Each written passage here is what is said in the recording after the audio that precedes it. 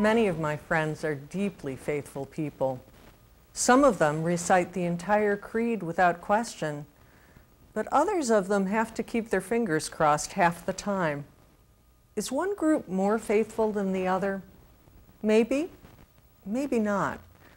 I think God looks for evidence of our faith in how we live. Do we behave as people who trust that God is the author of life? Do we treat others as sisters and brothers in Christ? Do we care for the environment as stewards of the earth? Do we act as if the consequences of our actions mattered, not only for our personal well-being, but also for the well-being of the world? What we believe matters. It informs how we approach the world. But faithfulness comes to life in our actions.